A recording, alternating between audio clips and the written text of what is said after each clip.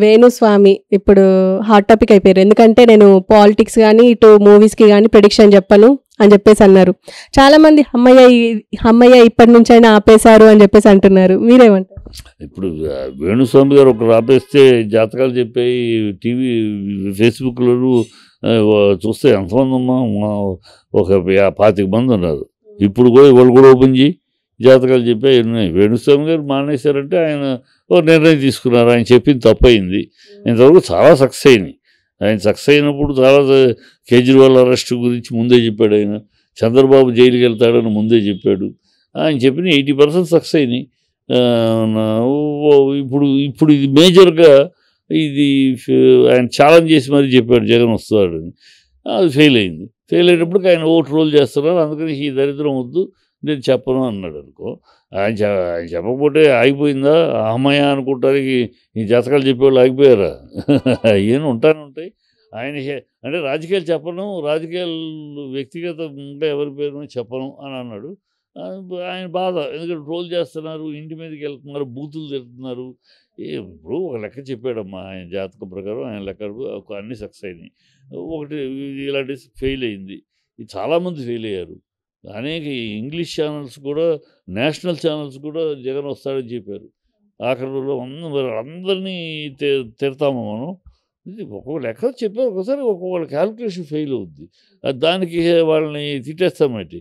మాకు జై కొట్టిన వాళ్ళు అందరినీ మేము తిడతాం అంటారు. కాదు కదా. Calculation okay. మీరు మాత్రం గెలిచిన వాళ్ళు మాత్రం ఇంతలో గెలుస్తామని తెలుసా, ఇలా గెలుస్తామని తెలుసా? అంతే. సో ఇట్స్ ఆల్ ఒక క్యాల్కులేషన్. ఆయన క్యాల్కులేషన్ దెబ్బతింది. దాంతో వదిలేయాలి.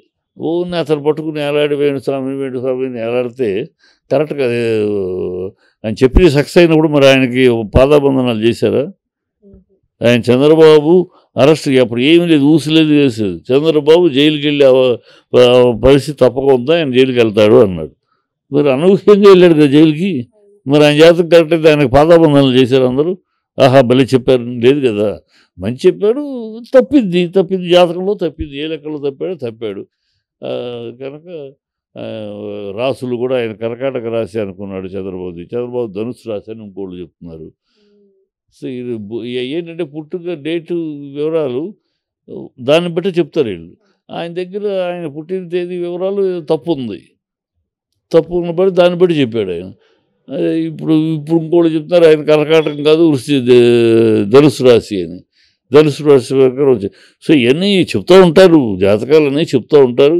అందుట్లో మనకి గోచారం ప్రకారం దీని ప్రకారం చూసి అవన్నీ మహానుభావులు ఉన్నారు. జాతకం ఏమీ తప్పు కాదు, జాతకం ఏమీ అబద్ధం కాదు. మహానుభావులు చెప్పిన జాతకాలు అక్షరాలు జరుగుతున్నాయి. ఇప్పుడు రామారావు గారికి 60వ ఏట రంగం మారాలి, రంగం మారకపోతే మీరు ఉన్న రంగంలోనే ఉంటే పతనం అయిపోతారని జాతకం చెప్పారు ఆయన. అందుకనే కరెక్ట్గా 60లో రంగం మారాడు, రాజకీయ రంగానికి వచ్చాడు ఆయన. ఆ జాతకాన్ని నమ్మే. ఎందుకంటే ఆ జాతకాన్ని నమ్మాడు. ఆ జాతకం మా నాన్నగారితో ఆయన పంచుకుంటూ షేర్ చేసుకుంటూ ఈ విషయం చెప్పటం. మా నాన్నగారు ఆయన రాజకీయాలకు రండి అన్నప్పుడు 5 ఏళ్ళ క్రితం అన్నప్పుడు, ఇప్పుడు కాదు బ్రదర్ మన రాజకీయ 60వ ఏట రంగం మారాలి జాతకం ప్రకారం, కనుక అప్పుడు చూద్దాం అన్నాడు ఆయన. అలాగే 60లో బయటకు వచ్చాడు రాజకీయాలు. సో అట్లా మరి అంత గొప్పగా చెప్పాడు ఆయనకి. ఎవరు చెప్పారు మరి? కాదని దాన్ని తప్పు చెప్తాము. జాతకాలు తప్పు కాదు, ఎక్కడో క్యాలిక్యులేషన్లో తప్పులు అవుతాయి. అది జరిగినప్పుడు ఓకే. అందుకని ఆయన జరిగింది తప్పు చెప్పిస్తారు. అందులో ఆయన ఏంటి పవర్ఫుల్గా ఛాలెంజ్ చేశాడు. ఎవరితోటైనా ఛాలెంజ్ చేస్తాను 600 అయినా అని ఛాలెంజ్ చేశాడు. మరి అంత గట్టిగా ఆయన ఛాలెంజ్ చేయలేకమని చెప్పాడు, తప్పింది. ఇక దాంతో పేటరేగిపోయి ఇంటి మీదకి వెళ్ళేవాళ్ళు, ట్రోల్ చేసేవాళ్ళు, ఫోన్ చేసి బూతులు తిట్టేవాళ్ళు. ఇసుకొచ్చి భరించలేక చేసే దరిద్రం వద్దనుకున్నాడు దాంట్లో. అండ్ సార్ ఇప్పుడు పవన్ కళ్యాణ్కి లోకేష్కి మధ్య ఒక వార్ నడుస్తుంది అని చెప్పేసి మాట్లాడుకుంటున్నారు బయట. అందులో ముఖ్యంగా డిప్యూటీ సీఎం ఇవ్వడం పవన్ కళ్యాణ్కి డిప్యూటీ సీఎం ఇవ్వడము లోకేష్కి ఇష్టం లేదు అని చెప్పేసి వార్తలు వస్తున్నాయి. ఇవన్నీ పిచ్చి మాటలమ్మా. అసలు సమస్య వేరు. ఖచ్చితంగా రేపు ఫ్యూచర్లో క్లాష్ రావడం గ్యారంటీ. క్లాష్ రావాల్సిన బలమైన పరిస్థితులు ఉన్నాయి. ఎందుకంటే ఆ రీజన్ అంటే ఆ రాజకీయ విశ్లేషణ ఏంటంటే చంద్రబాబు ఇప్పుడు గెలవటం, అయిపోయింది, పవన్ గెలిచాడు, ఒకళ్ళొకళ్ళు పూడుకుంటున్నారు, ఫంక్షన్లు, సెలబ్రేషన్లు అన్నీ ఉన్నాయి, ఇవన్నీ అయిపోయినాయి. ఓడిపోయిన వాళ్ళు ఓడిపోయారు, గెలిచారు, మీరు గెలిచిన మా అసలు విషయం, అసలు పండగ అదే ఇల్లులో కానీ పండగ కాదని ముందు ముసలో కానీ ఇప్పుడు ఉంది అసలు పండగ ఏంటి. ఇప్పుడు పవన్ కళ్యాణ్ని ఎంతవరకు పెరగనిస్తాడు చంద్రబాబు? పవన్ కళ్యాణ్ పెరుగుతున్న కొద్దీ నష్టపోయేది తనతో సమాంతర నాయకుడిగా ఎదిగాడంటే పవన్ కళ్యాణ్ ఇప్పుడు తన వెనకాలే ఉన్నాడు. తన సమాంతరంగా కానీ తన ముందుకు కానీ వెనకాలే ఉన్నాడు. అలా ఉన్నంతకాలం ఇంకా తగ్గించాలి తప్పితే పెరిగితే నష్టపోయే తన కొడుకు రాజకీయ భవిష్యత్తు మొత్తం అయిపోద్ది. పవన్ కళ్యాణ్ పెరిగాడండి. సో ఇప్పుడు ఈ 5 ఏళ్లలో చంద్రబాబు చేయబోయేది ఏంటి? తన తర్వాత రాజకీయ వారసుడుగా, కాబోయే ముఖ్యమంత్రిగా, తెలుగుదేశం పార్టీ అధ్యక్షుడిగా లోకేష్ను ముందు తీసుకెళ్తాడు. అది వాస్తవం. ముందు తీసుకెళ్ళకపోతే తర్వాత రాజకీయ భవిష్యత్తు అసలు ఉండదు. కనుక లోకేష్ను ముందు తీసుకెళ్లాలన్నప్పుడు అడ్డెవరు? పవన్ కళ్యాణ్. సో పవన్ కళ్యాణ్ పెరగకూడదు, లోకేష్ను ముందు తీసుకెళ్ళాలి. ఇద్దరు పెరిగితే మళ్ళీ ఇద్దరు సమాంతరంగా పెరిగినా తనకు సమస్య. కనుక పవన్ కళ్యాణ్ ఎలా తొక్కాలో, ఎక్కడ ఉంచాలో, ఎక్కడ నొక్కాలో అలా ఉంచి తన కొడుకుని అలా ముందు తీసుకురావడమే స్ట్రాటజీ. వ్యూహాలు పన్నుతాడు చంద్రబాబు. రాబోయే కాలంలో తప్పక పవన్ కళ్యాణ్ బయటికి వచ్చేసి అపోజిషన్ పార్టీగా, తను అపోజిషన్ 20 సీట్లోనే, తను కూటమిలో ఉన్నంతకాలం అపోజిషన్ కాదు కదా, కూటమిలోంచి బయటకు వచ్చి తను అపోజిషన్ లీడర్గా అసెంబ్లీలో అడుగుపెట్టి ఇలాంటి విన్యాసాలన్నీ జరుగుతాయి. జరగక తప్పదు. ఎందుకంటే ఇక్కడ పుత్రోత్సాహం అది కూడా తప్పు చెప్పలేం. ఏ నాయకుడైనా దేశంలో తన కొడుకుని ప్రమోట్ చేయడానికి వాళ్ళ ఆఖరి చరమాంకంలో ప్రయత్నించారు. తమిళనాడు కరుణానిధి అవ్వచ్చు, యూపీ ములాయం సింగ్ అవ్వచ్చు, లాలూ ప్రసాద్ అవ్వచ్చు, దేవగౌడ అవ్వచ్చు, అందరూ కూడా వాళ్ళ హయాంలో వాళ్ళ కొడుకుని ప్రమోట్ చేసుకున్న వాళ్ళే. అది తప్పులేదు. కొడుకుని మరి ప్రమోట్ చేసి ఎవరు చేస్తారు? ఇప్పుడు అదే చంద్రబాబు ఆఖరి దశ ఇది. ఈ ఎన్నికలైనాక ఆయన ప్రాక్టికల్గా యాక్టివ్ పాలిటిక్స్లో ఆరోగ్యరీత్యాగా ఇంకో రీత్యాగా ఉండలేడు. కనుక ఈ 5 ఏళ్లలో అతని బాధ్యత ఏంటి? ఉన్న హ్యాపీగా ఇంకో 5 ఏళ్ళు ముఖ్యమంత్రిగా ఉండి వెళ్ళిపోవడం కాదు కదా. ఆ ముఖ్యమంత్రిగా ఉంటూ 5 ఏళ్ళు తన కొడుకుని తన తర్వాత స్థానానికి తీసుకొచ్చి కూర్చోబెట్టాలి. ఆ వ్యూహం చేస్తాడు. ఆ వ్యూహం చేసినప్పుడు ఆటోమేటిక్గా పవన్ తగ్గించాలి. పవన్ని ఎక్కడ ఉంచాలో అక్కడే ఉంచి అతనికి అందుకని డిప్యూటీ సీఎం లాంటి పదవి ఇస్తాడు. అతనికి ఇచ్చేసేసి ఆ డిప్యూటీ సీఎం పదవికి హోమ్ ఎవడు డిప్యూటీ సీఎం ఇస్తాడు. డిప్యూటీ సీఎం ఇచ్చి ఆ డిప్యూటీ సీఎం ఏం పదవి? ఒక అలంకారప్రియమైన పదం. ఇప్పుడు మొన్న గవర్నమెంట్లో 6 డిప్యూటీ సీఎంలు ఉన్నారు. ఒక అలంకారపరమైన గౌరవము, స్టేటస్, స్థాయి, సభాస్థలంలో ప్రథమ స్థానాలు ఇలా ఉంటాయి.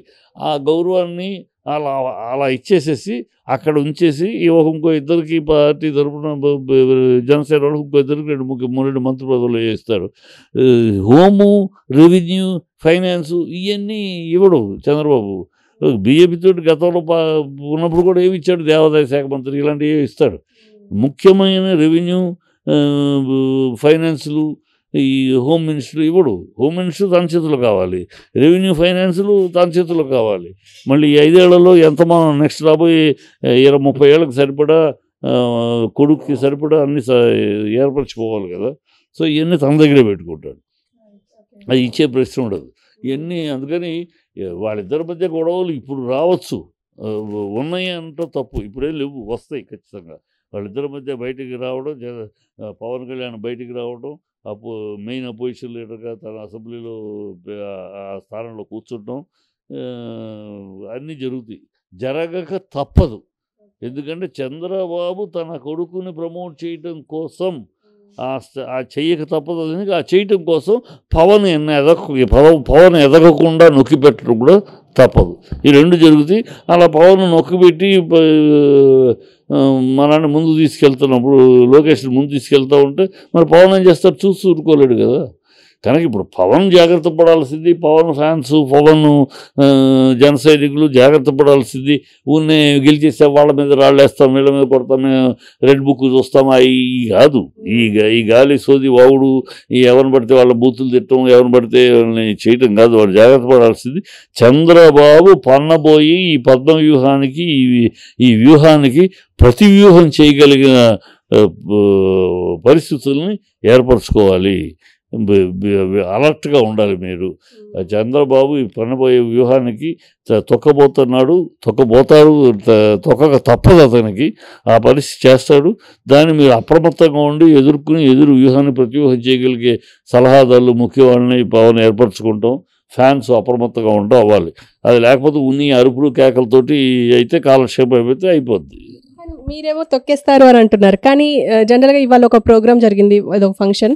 ఆ ఫంక్షన్లో మాత్రం అంటే ముగ్గురం సమానంగా కూర్చోవాలి అని చెప్పేసి సీటు మార్చేసి చూశారు కదా. అది విన్యాసాలు చంద్రబాబు బాగా చేస్తాడమ్మా, చాలా గొప్పగా చేస్తాడు. ఇవన్నీ ఈ విన్యాసాలు చేయటం, అలా చేసి ప్రజల్లో మంచి అభిప్రాయాన్ని ఏర్పరచుకుని కొడతారు దెబ్బ అని. అది అతను ఇవాళ ఇదేనండి నేను వేరే విధంగా చెప్పలేదు. రాజకీయ విశ్లేషణగా చెప్తున్నా, ఇది ఖచ్చితమైన చంద్రబాబు తన కొడుకును ప్రమోట్ చేయకుండా నేను చాలా జెంటిల్గా నా కొడుకును కాదు పవన్ ముందుకు తీసుకెళ్తాను అని చెప్తే, అది నమ్మితే మనలాంటి మూర్ఖులు మరొకరు ఉండదు. చంద్రబాబు తన కొడుకునే ప్రమోట్ చేస్తాడు. ఆ కొడుకుని ప్రమోట్ చేస్తున్నప్పుడు న్యాచురల్గా అడ్డెవరు? ఇది 1+1=2 అంతే. తన కొడుకుని ప్రమోట్ చేస్తున్నప్పుడు ఇవాళ ఉన్న పరిస్థితిలో తన కొడుకుని ప్రమోట్ చేస్తుంటే అడ్డు పవన్ కళ్యాణ్ అడ్డుపడతాడు. అదేంటి పవన్ కాదని జగన్కి ఇస్తారు, లోకేష్కి ఇస్తారని అడిగే ప్రశ్న వస్తుంది. కనుక పవన్ కాదని అనే మాట రానికుండా పవన్ని తొక్కుతాడు. తొక్కినప్పుడు ఆ మాట రాదు. అది ఇవన్నీ రాజకీయంగా జరగబోయే చరిత్ర. అది పురంధేశ్వరికి మంత్రి పదవి ఇవ్వట్లేదు, దీనికి సిబిఐనే అడ్డుపడుతున్నారు అని కూడా వార్తలు వస్తున్నాయి. అవి తెలియక పురంధేశ్వరి వేరే రేసులో ఉంది. ఆవిడ స్పీకర్ రేసులో ఉంది. స్పీకర్ చంద్రబాబు స్పీకర్ అడుగుతున్నారు, చంద్రబాబు కూడా స్పీకర్ పదవి అడుగుతున్నారు. గతంలో కూడా తెలుగుదేశానికి వాజ్పేయి గారి పీరియడ్లో తెలుగుదేశం బాలయోగి గారికి స్పీకర్ పదవి ఇచ్చారు. కనుక ఇప్పుడు మళ్ళీ స్పీకర్ పదవి అడుగుతున్నారు. దానికి కౌంటర్గానే పురంధేశ్వరిని స్పీకర్ చేస్తారు. ఈవిడ మంచి స్పీకర్, బాగా మాట్లాడగలదు, ఇంగ్లీష్ బాగా మాట్లాడగలదు, ఇతర భాషలు కూడా వచ్చు, హిందీ, ఇంగ్లీష్, తమిళ్, తెలుగు మాట్లాడగలదు. సో ఆవిడ్ని ఆల్రెడీ మినిస్టర్ చేసింది, అంతకుముందు గతంలో ఎంపీ చేసింది, ఇప్పుడు మళ్ళీ ఎంపీ. సో కనుక ఆవిడ్ని స్పీకర్ చేస్తే చంద్రబాబు కూడా ఊరుకుంటాడు. పురంధేశ్వరిని స్పీకర్ చేస్తే నువ్వు అనలేడు కదా.